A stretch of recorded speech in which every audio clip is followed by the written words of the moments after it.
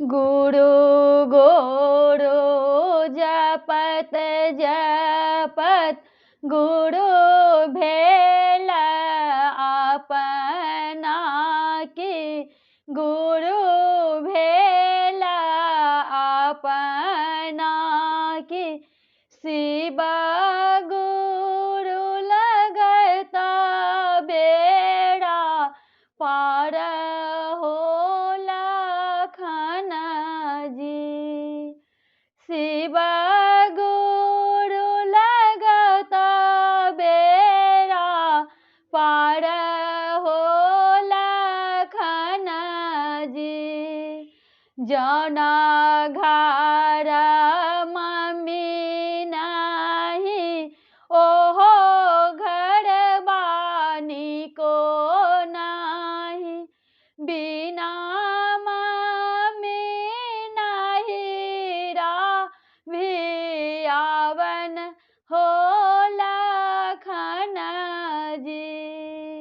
बिना मम्मी नहीं भी आवन हो लखन जी। गुरु गुरु जपत जपत गुरु भेला अपना कि गुरु भेला अपना। शिव गुरु लगता बेड़ा पार हो लखन जी। जौना गाम मंदिर नहीं ओहो गौआनी को नहीं बिना मंदिर गौआ उदास हो लखन जी। गुरु गुरु जपत जपत गुरु भेला अपना। शिव गुरु लगता बेड़ा पार हो लखन जी।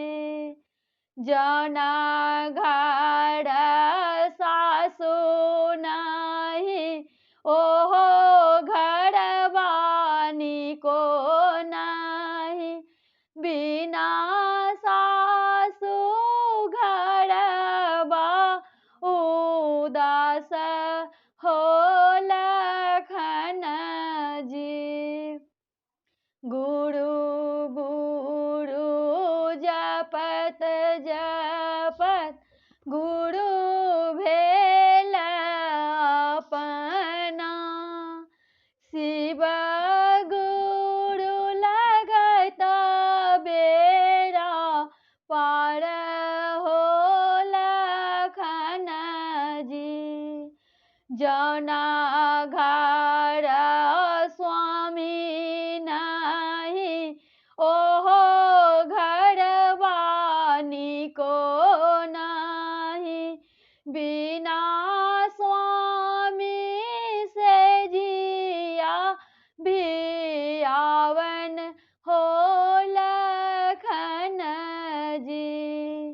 बिना स्वामी से जिया भी आवन हो लखन जी। गुरु गुरु जपत जपत गुरु भेला अपना। शिव गुरु लगता बेड़ा पार हो लखन जी। जौना गोदी बालक ना